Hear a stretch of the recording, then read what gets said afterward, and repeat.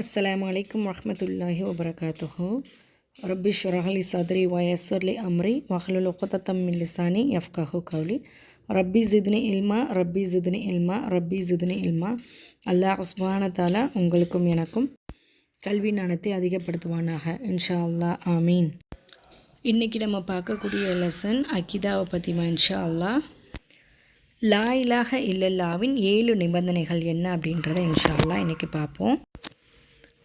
இல்மு அப்படின்னா கல்விமா, ஓகேவா?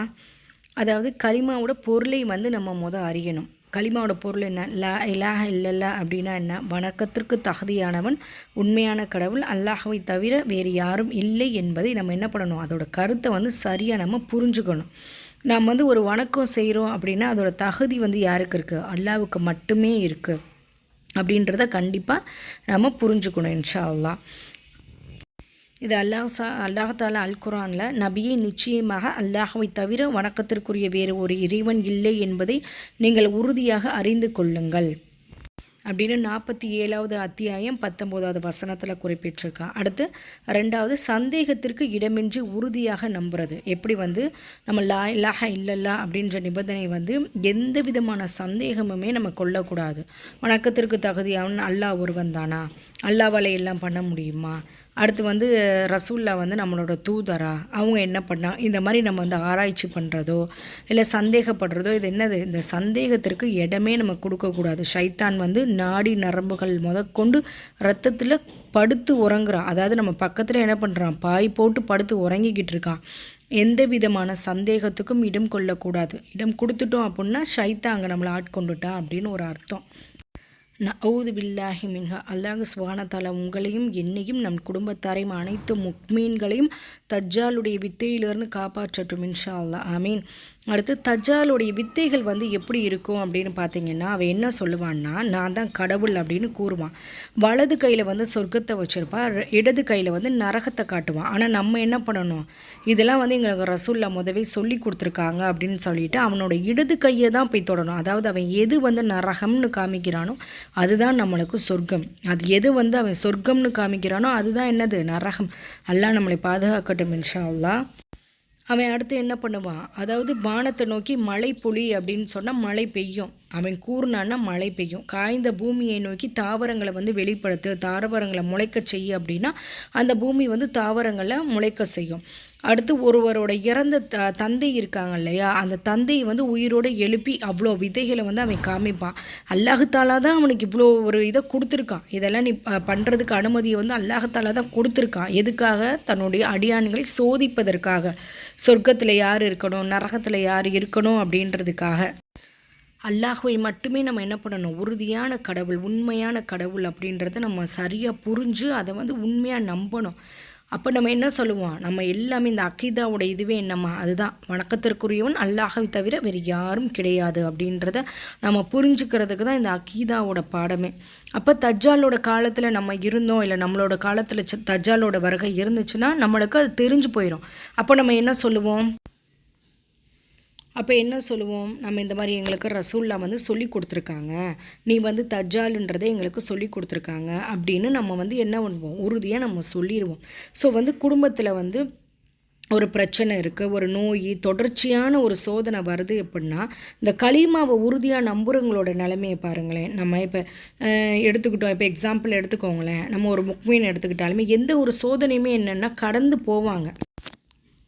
அப்போது உதாரணத்துக்கு பாலஸ்தீன மக்கள் எடுத்துக்கோங்க. மாஷா அல்லாஹ் தாலா எவ்வளோ ஒரு ஈமானையும் இபாதத்தையும் அங்கே உள்ள மக்களுக்கு, சின்ன குழந்தைகள் முதற்கொண்டு எதனாலமா அவங்க ஓர்மையாக நிற்கிறாங்களா இலாஹ இல்லல்லா அதோட அர்த்தத்தை அவங்க என்ன பண்ணிட்டாங்க, முழுசாக புரிஞ்சுக்கிட்டாங்க. அல்ஹம்துலில்லாஹ். அவங்கள பொறுத்த வரைக்கும் தெரியும் அந்த உலக வாழ்க்கை வீணான விளையாட்டை அன்றி வேறு எதுவும் கிடையாது. அவங்க ஷஹீதானப்பவும் ஏன் அவ்வளோ சந்தோஷப்படுறாங்க, அல்லாஹ் தாலா மறுமையில் என்ன பண்ணுவான், சொர்க்கத்தில் நம்மளை எழுப்ப போகிறான் அப்படின்ற அந்த நம்பிக்கை. அப்போ ஒரு முக்மீனோட ஒரு சோதனை என்னது, அல்லாஹ் நம்மளை அதிகமாக நேசிக்கிறான், அதனால தான் நம்மளை சோதிக்கிறான் அப்படின்னு எண்ணி ரொம்ப பொறுமையோடு இது பண்ணி ஈமானை பாதுகாத்து கொள்ளணும். அதாவது அல்லாஹ் தாலா என்ன சொல்கிறான், பொறுமையாளர்களுக்கு கூலி உண்டு அப்படின்றத தன்னுடைய வாக்குறுதியாக கொடுக்குறான். ரப்புல் ஆலமீன் என்றைக்குமே வாக்குறுதி மீறாதவன். அவனோட இது பண்ணி அச்சப்பட்டு நம்ம பொறுமையாக இருந்தோம் அப்படின்னா அல்லாஹ் சுப்ஹானஹு என்ன பண்ணுவான், நம்மளுக்கு சொர்க்கத்தை வாஜிபாக்கி தருவான் இன்ஷா அல்லாஹ்.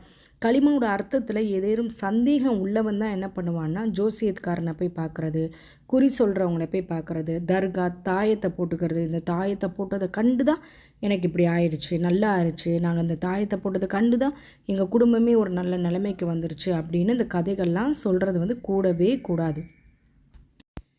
அல்லாஹ் சுப்ஹானஹு தன்னுடைய திருமறையில் கூறியிருக்கான், உண்மையான நம்பிக்கையாளர்கள் எவர்கள் என்றால் அவர்கள் அல்லாஹ்வையும் அவனுடைய தூதரையும் மெய்யாகவே நம்பிக்கை கொண்டு பின்னர் எந்தவித சந்தேகமும் கொள்ளாது அல்லாஹ்வுடைய பாதையில் தங்களுடைய உயிரையும் பொருளையும் தியாகம் செய்து போர் புரிவார்கள். இத்தகையவர்கள்தான் தாங்கள் நம்பிக்கையில் உண்மையாளர்கள் அவர் அப்படின்னு அல் குர்ஆனில் 49வது அத்தியாயம் 15வது வசனத்தில் அல்லாஹ் தாலா குறிப்பிடுகின்றான். ஸோ எந்த நிலைமையிலுமே நம்மளுக்கு எப்படிமா களிமாவில் வந்து எந்த விதமான ஒரு சந்தேகமும் வரக்கூடாது இன்ஷா அல்லாஹ். யார் எந்த தர்க்கத்தை வச்சு பேசினாலும் எப்படிப்பட்ட சந்தர்ப்பங்கள் சூழ்நிலைகளிலும் சரி வணக்கத்திற்கு தகுதியானவன் உண்மையான கடவுள் அல்லாஹ்வை தவிர வேறு யாரும் இல்லை, வணங்குவதற்குண்டான முழு தகுதியும் அவனிடமே உள்ளது அப்படின்றது எந்த சந்தேகமும் இல்லாமல் இன்ஷா அல்லாஹ் நம்ம நம்பிக்கை வைக்கணும். அல்லாஹ் தாலா தன்னுடைய பண்புகளை பற்றி அழகான முறையில் நம்ம எப்படி விவரிக்கிறான் அப்படின்னா, அல்லாஹ் எவ்வித மகத்துவம் உடையவன் என்றால் அவனை தவிர வணக்கத்திற்கு தகுதியான இறைவன் வேறு யாரும் இல்லவே இல்லை. அவனுக்கு மரணமும் இல்லை, அவன் உயிருள்ளவன் என்றும் நிலையானவன், அவனை சிறு உறக்கமும் பீடிக்காது என்றும் நிலையானவன், அவன் பெரும் நித்திரையும் பீடிக்காது, வானங்கள் பூமியில் உள்ளவை அனைத்தும் அவனுக்கே உரியது, அவனுடைய அனுமதியின்றி அவனிடத்தில் யாராவது பரிந்து பேச முடியுமா? அல்லாஹ் தாலா தன்னுடைய திருமறை குரானில் வந்து ரொம்ப தெளிவான முறையில் சொல்லிட்டான். அல்ஹம்துலில்லாஹ். அதாவது மறுமையில் வந்து என்னையை தவிர உங்களுக்கு யார் தான் பரிந்து பேச முடியும்? நீங்கள் வணங்கி கேட்டிருக்கீங்களே சிலை வணக்கமோ இல்லை தர்காவில் போய் அவங்கள்ட்ட போய் அவுலியாங்கள்ட்ட போய் கேட்க சொல்கிறீங்களே, யாராவது எல்லாரையுமே வந்து அல்லாஹ் தாலா நம்ம முன்னாடி நிறுத்துவாங்க. இவங்க உங்கள்கிட்ட இதெல்லாம் துவா செஞ்சுருக்காங்களே, இதெல்லாம் நீங்கள் நிறைவேற்றி தர முடியுமா அப்படின்னு அல்லாஹ் தாலாட்ட அவங்களாம் என்ன சொல்லுவாங்க, எல்லாம் நாங்கள் வந்து உன்னுடைய அடிமைகள், உன்னையை தவிர வணக்கத்திற்குரியவர்கள் வேறு யாரும் கிடையாது, இவர்கள் எல்லாமே செய்த துவாக்கள் வந்து எங்களுக்கு அப்பாற்பட்டது, அதனுடைய சக்தி வந்து உங்களுக்கு தான் இருக்குது அப்படின்றத அவங்க எல்லாருமே நம்மளுக்கு சாட்சி சொல்லிட்டு போயிடுவாங்க. அல்லாஹ் பாதுகாக்கட்டும். அல்லாஹ்வை தவிர நம்ம யாரிடமும் எப்பொழுதும் எந்த ஒரு துவாவோ எந்த ஒரு தேவையுடையவர்களாகவோ இருக்கக்கூடாது இன்ஷா அல்லாஹ். அவர்களுக்கு முன் இருப்பவற்றையும் அவர்களுக்கு பின் இருப்பவற்றையும் அவனே நன்கு அறிவான். அவனுடைய விருப்பமின்றி அவனுக்கு தெரிந்தவற்றிலிருந்து யாதொன்றையும் மற்றவரும் தங்கள் அறிவால் அறிந்து கொள்ள முடியாது. அவனுடைய குர்சு அதாவது அவனுடைய சிம்மாசனம், குர்சுன்றது சிம்மாசனம், வானங்கள் பூமியை விட விசாலமாக இருக்கின்றது. அவ்விரண்டையும் பாதுகாப்பது என்பது அவனுக்கு என்னது, எந்த ஒரு சிரமமே இல்லாத ஒரு விஷயமாகும். மேலும் அவன்தான் மிக உயர்ந்தவன், மிக மகத்துவமானவன். ஆயத்த குர்சிலேயே இருக்கும் அவனோட சிம்மாசனத்தை பற்றி அல்லாஹ் சுப்ஹானஹு தஆலா அழகான முறையில் கூறியிருப்பான் நம்மளுக்கு. அல்லாஹ் யார்? வணக்கத்திற்கு தகுதியானவன், அவனை அன்றி வணங்குவதற்கு வேற ஒரு யாருமே கிடையாது. வணக்கத்திற்கு தகுதியானவன் அல்லாஹ் சுப்ஹானஹு தஆலா ஒருவனே. அவன் என்றென்றும் உயிருள்ளவன், மற்றவர்களோட தேவையற்றவன். அவனுக்கு வந்து யாருடைய தேவையுமே அல்லாதவன்மா. நம்ம தான் அவனோட தேவையுடையவர்களாக இருக்கின்றோம். அவன் வந்து எப்படி தான் விஷயத்தை தானே நிறைவேற்றி கொள்ளக்கூடியவன். உறக்கமோ சிறு துக்கமோ இல்லை பலகீனமோ அவனுக்கு எதுவுமே பிடிக்காது. எந்த ஒரு பலகீனமோ அவன் இல்லாதவன்.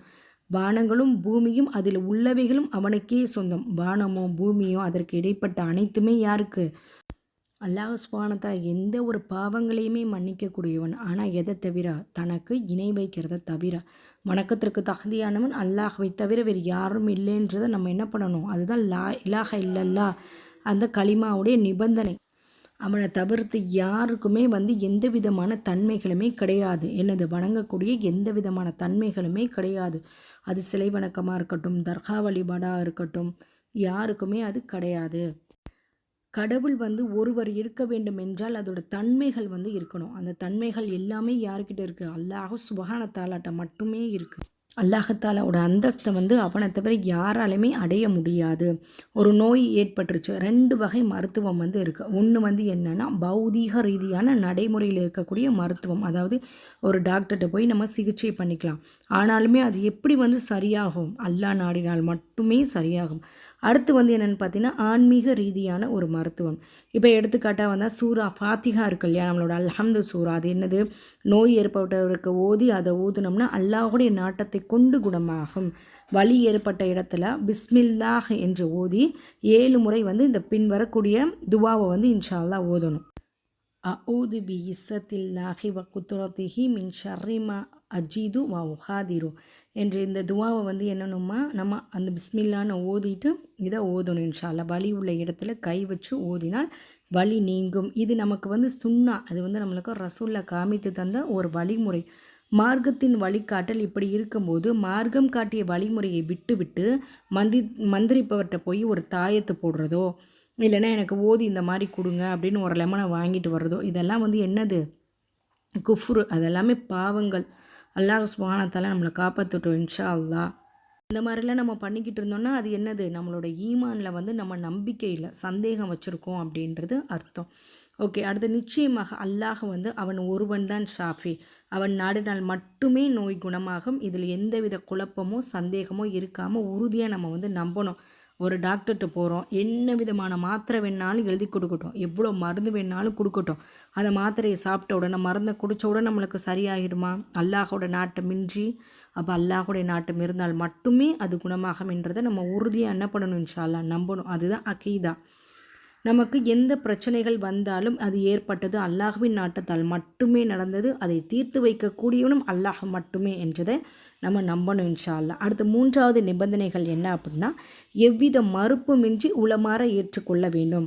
எந்த சங்கடமுமே இல்லாமல் இதுதான் உண்மையான களிமா, இதில் தான் ஹிதாயத்தை இருக்கின்றது என்றதை நம்ம உண்மையாக மனதார ஏற்றுக்கணும் இன்ஷா அல்லாஹ். அல்லாஹ் சுப்ஹானஹு வ தஆலா தன்னுடைய அருள்மறை திருக்குர்ஆனில் கூறியிருக்கான். வசனம் அது 37 ஆயத்து வந்து 37, வசனம் வந்து 35. அல்லாஹ்வை தவிர உங்களுக்கு வணக்கத்திற்குரிய வேறு ஒரு இறைவன் இல்லை, அவனை நீங்கள் வணங்குங்கள் என்று அவர்களுக்கு கூறப்பட்டால் நிச்சயமாக அவர்கள் பெருமை அடிக்கிறார்கள். இது யாரு? முஷ்ரிக்ன்றது யாரு? பெருமை அடிப்பவர்களை பற்றி அல்லாஹ் தஆலா கூறியிருக்கின்றான். அவர்கள் அல்லாஹ் இருக்கிறார்கள் என்று சொல்லிட்டு ஏற்க மறுக்கிறாங்க, தடுமாறுறாங்க. அல்லாஹ் இருக்குன்றதை சொல்லுவாங்க, ஆனால் வந்து ஏற்க மறுக்கவும் செய்வாங்க, தடுமாறவும் செய்வாங்க. இப்பொழுது முஸ்லீம்கள் சிலர் வந்து என்ன பண்ணுறாங்க அப்படின்னா, அல்லாஹ் தான் பிரார்த்தனைக்குரியவர்கள் என்று ஏற்றுக்கொள்ள மறுக்கிறார்கள். அதுக்கு பதிலாக என்ன செய்கிறாங்க, அவுலியா கிட்ட போய் துவா செய்ய சொல்கிறது. அதனால் அவங்க தேவை வந்து நிறைவேறதா ஒரு கற்பனை அவங்களே கட்டிக்கிறது. இப்படிலாம் பண்ணோன்னா மறுமையில் வந்து அவங்களுக்கு நம்ம சாட்சி சொல்லும் போது என்ன சொல்லுவாங்க, நான் அவங்கள்ட்ட துவாவே கேட்க சொல்லலை, எனக்கு அந்த விதமான தகுதியே இல்லை, நான் அவங்கள்ட்ட அதை சொல்லவே இல்லைன்னு சொல்லிட்டு அந்த அவுலியாக்கள் எல்லாமே நம்மளுக்கு சாட்சி கூறிட்டு அவங்க சொர்க்கத்துக்கு போயிட்டு நம்மளை என்ன அல்லாஹ் காப்பாற்றுறோம், நவுது பில்லாஹி மின்ஹா.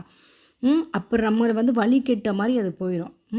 ஓகே, இது பற்றி தான் வாதம். நிறைய வாதங்கள் வந்து இதனால் நடக்கும். இப்போ சிலர்லாம் என்ன சொல்லுவாங்கன்னா, நாங்கள் போய் நாகூர் தர்காவில் போய் கேட்டோம், அஜ்மீர் தர்காவில் போய் கேட்டோம், அந்த பாபா வந்து எங்களுக்கு இதை செஞ்சுட்டாங்க, அப்போ அங்கே போனதுக்கண்டு தான் எங்களோட பசி பட்டினியெல்லாம் போயிருச்சு, எங்களோட வந்து வறுமையெல்லாம் போயிருச்சு அப்படின்னு சொல்லிட்டு இருக்காங்க. அந்த மாதிரிலாம் இருக்கலாமாம்மா? இருக்கவே கூடாது, எல்லாம் பாதுகாக்கணும். தர்கான்ற ஒன்று வந்து தர்கா வழிபாடுன்றதே கிடையாது. ரசூல்லா வந்து நம்மளுக்கு அது வந்து காமித்தே கொடுக்கல. எக்ஸாம்பிள் அழகான ஒரு உதாரணம் கொடுத்துருக்காங்க பாருங்கள். பசிக்கு பன்றிக்கறி உண்பதால் பசி தீரும் என்பதால் பசிக்கறியை நம்ம சாப்பிட முடியுமா? அது நம்மளுக்கு ஹராமுன்னு தெரியும், ஆனால் பசிக்குது, வேறு வழி இல்லை. அப்போ நம்ம பன்னிக்கறியை சாப்பிடுவோமா? சாப்பிட மாட்டோம் இல்லையா? அப்போ அதே மாதிரி தான். அப்போ எவ்வளோ பிரச்சனை வந்தாலும் என்ன பண்ணணும், நம்ம அல்லாஹ் கிட்ட 4வது நிபந்தனை என்னன்னு பார்த்தீங்கன்னா, அல்லாஹுக்கு அதாவது கலிமாவுக்கு பூரணமாக கட்டுப்படுதல்.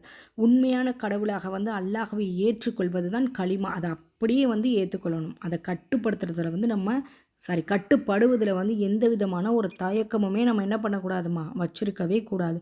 இப்ராஹிம் அலைஹிஸ்ஸலாம் அவர்களுக்கு அல்லாஹ் தஆலா வந்து அவங்களோட கனவுல தோன்றி என்ன சொன்னாங்க, மகனை வந்து அறுக்கிறபடி கட்டளை இட்டிருக்காங்க. அப்போ அந்த கட்டளையை அதை கேட்ட உடனே இப்ராஹிம் அலைஹிஸ்ஸலாம் என்ன பண்ணாங்க, தன்னுடைய எவ்வளோ வருடம் கழித்து பிறந்த ஒரு குழந்தையாக இருந்தாலும் அல்லாவிற்காக வேண்டி அவங்கள என்ன பண்ணாங்க, அறுத்து பலியிடுறதுக்காக போனாங்க.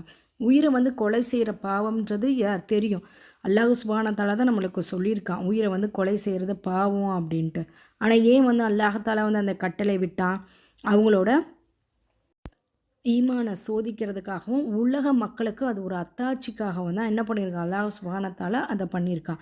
அதே மாதிரி தான் ஆதம் அலைஹிஸ்ஸலாம் அவர்களோட மகன் வந்து என்ன பண்ணியிருக்காங்க, ஒரு மகன் வந்து இன்னொரு மகனை வந்து கொண்டிருக்காங்க இல்லையா, அதை பற்றி அல்லாஹாலா என்ன பண்ணியிருக்கான், குரானில் வந்து கூறியிருக்கான். அப்போது அல்லாஹாலா தான் தன்னுடைய திருமறை குரானில் வந்து கூறியிருக்கான் அந்த மாதிரி வந்து கொலை செய்கிறது பாவம் அப்படின்னு. ஆனால் இப்ராஹிம் அலைஹிஸ்ஸலாம் அவங்க வந்து என்ன பண்ணியிருக்காங்க, அல்லாஹ் ஒரு காரியம் சொன்னால் அது நன்மைக்கு அப்படின்றதுக்காக தான் தன்னுடைய மகனை வந்து அறுத்து பலியிடுறதுக்காக போயிருந்தாங்க. இது என்னதுமா, இப்ராஹிம் அலைஹிஸ்ஸலாம் அவங்களோட இக்லாஸ், அவங்களோட இறை அச்சத்தையும் இது நம்மளுக்கு தெளிவாக உணர்த்துகின்றது இந்த ஒரு சம்பவம். அதே போல் லா இலாஹ இல்லல்லா அப்படின்னா அல்லாஹுக்கு மட்டுமே முழுமையாக வழங்கணும். நீங்கள் எவ்வளோ உங்களோட தாய் தந்தையரை நேசிங்க, உங்களோட சகோதர சகோதரிகளை நேசிங்க, மகனை நேசிங்க, மகளை நேசிங்க, யாருக்காக நேசிக்கணும், வல்ல ரஹ்மான் வல்ல ரப்புக்கு மட்டுமே நம்ம அவனுக்கு சாட்சியாகவே நம்ம நேசிக்கணும்.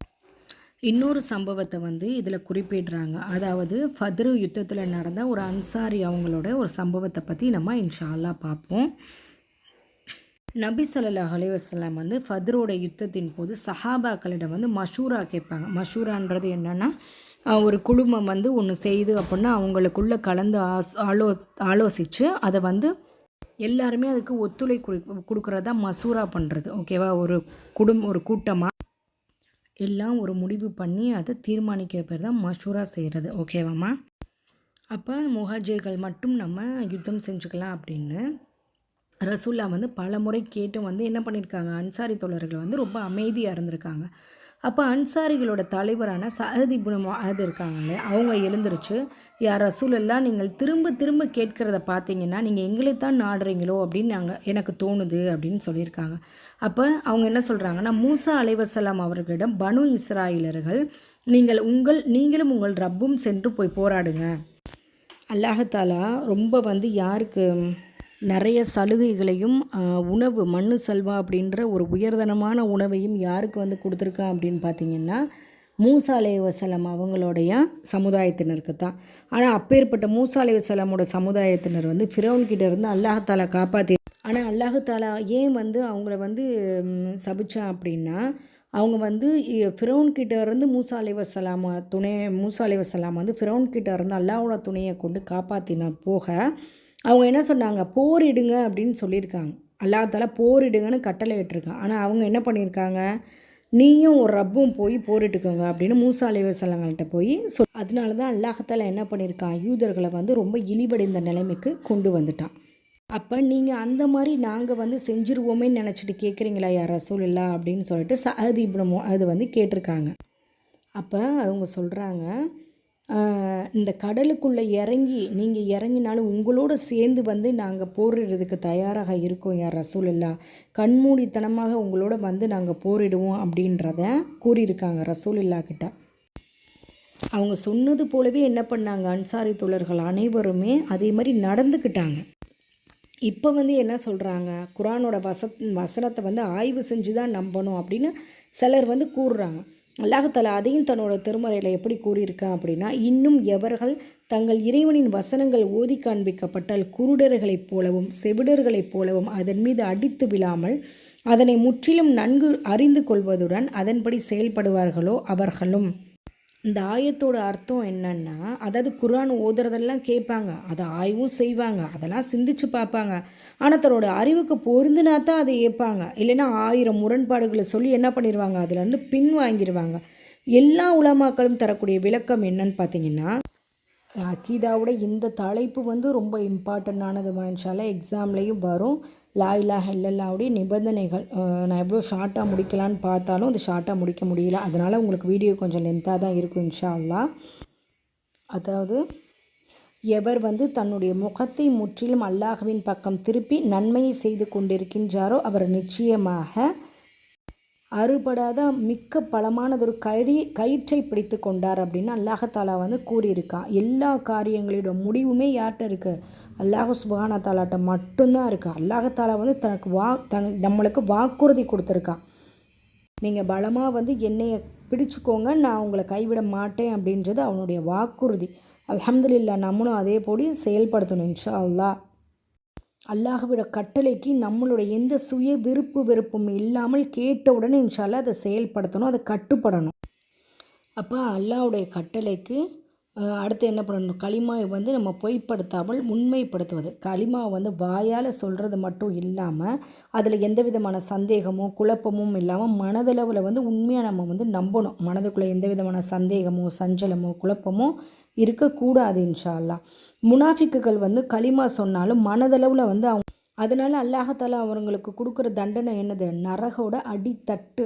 நிச்சயமாக நம்மளுக்கு சோதனை வரும்போதெல்லாம் என்ன பண்ணணும், களிமாவோட பொருளை சரியாக புரிந்திருக்கோம் அப்படின்னா அதை உண்மைப்படுத்துகின்றோமா அப்படின்றத அல்லாஹாலா நம்மளை சோதிப்பான். சில நேரம் வந்து உயிர் போடுறது கூட நம்மளுக்கு ஒரு சோதனையாக தான் இருக்கும். களிமாவை வந்து மனதளவில் புரிஞ்சுக்காதவங்க தான் என்ன பண்ணுவாங்க, எனக்கு மட்டும் ஏன் இப்படிலாம் சோதனை நடக்குது, என்னை ஏன் அல்லாஹ் இப்படிலாம் சோதிக்கிறான் அப்படின்ற மாதிரி கேள்விகளை வந்து எழுப்பி புலம்புவாங்க.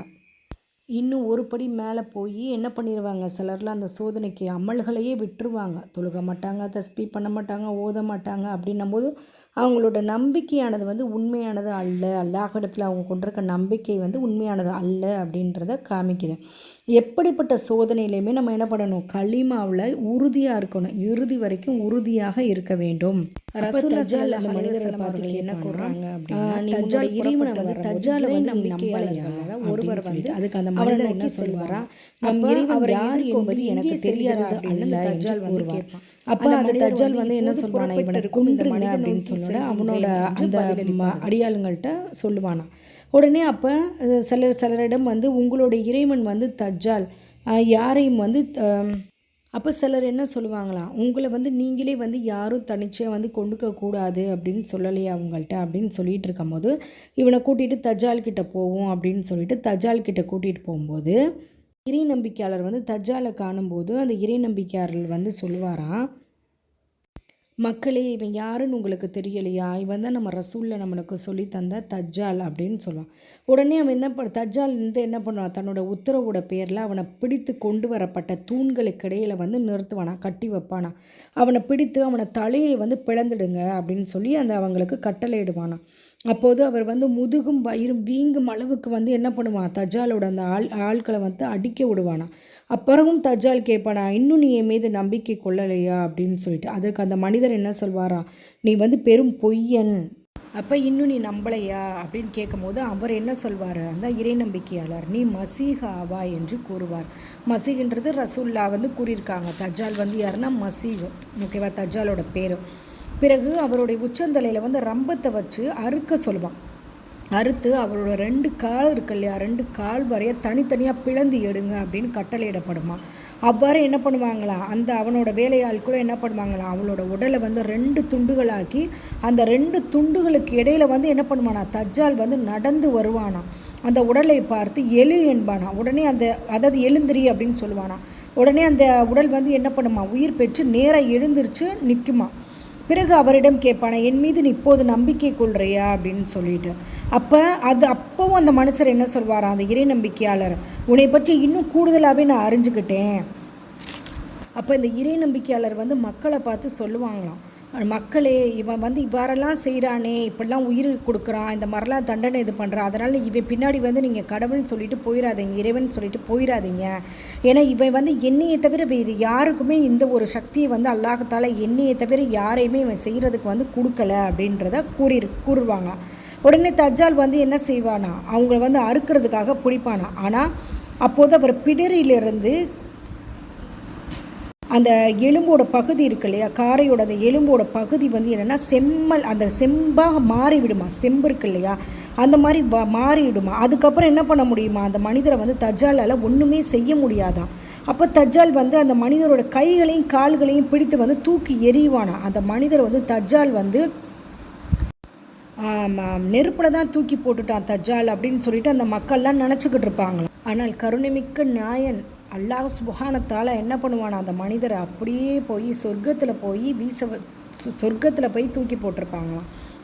இந்த மனிதருக்கு தான் என்னது, அகிலத்தின் அதிபதியான அல்லாஹ்விடம் மக்களிலேயே மகத்தான உயிர் தியாகம் செய்வது ஷஹீதானவருடைய பட்டத்தை வந்து அல்லாஹாலா கொடுக்குறான் அப்படின்றது நம்மளோட ரசூல்லா ஸல்லல்லாஹு அலைஹி வஸல்லம் அவர்கள் வந்து கூறியிருக்காங்க. இந்த ஹதீஸில் வரக்கூடியது போன்ற மனிதன் வந்து தஜ்ஜாலையும் அவனோட சூழ்ச்சிகளையும் கண்டபோது கூட தான் 2ஆக பிளக்கப்பட்டு இருந்த போது கூட மறுமையில் உயிரோடு எழுப்பி கேட்கும்போது அல்லாஹ்வின் மீது அவ்வளோ உண்மையான நம்பிக்கை, அப்போ அந்த மனிதர் வந்து யார்? களிமாவை உணர்ந்து அதோட பொருளை உணர்ந்து அதோட அர்த்தத்தை அறிந்து வந்து உண்மையிலேயே நம்பிக்கை வச்சவராக இருப்பாங்க. மாஷா அல்லாஹ், மாஷா அல்லாஹ். அனைத்தையும் அறிந்தவனான அல்லாஹ் சுப்ஹானஹு தஆலா தன்னுடைய திருமறை குர்ஆனில் என்ன கூறியிருக்கான் அப்படின்னா, நிச்சயமாக நான் ஈமான் கொண்டவர்களை சோதிப்பேன் என்று கூறுகின்றான். மனிதர்கள் நாங்கள் நம்பிக்கை கொண்டோம் என்று கூறினால் மட்டும் போதுமானது, அதை பற்றி அவர்கள் சோதிக்கப்படாமல் விட்டுவிடப்படுவார்கள் என்று எண்ணிக்கொண்டிருக்கின்றனரா? அப்போ லா இலாஹ இல்லல்லாஹ் நம்ம சொல்லிட்டா நம்ம போதும், நம்ம சோதிக்க அப்படின்னு மனுஷன் நினச்சிக்கிட்டு இருக்கானா அப்படின்னு அல்லாஹ் தஆலா பார்த்து நம்மளை கேட்குறான்.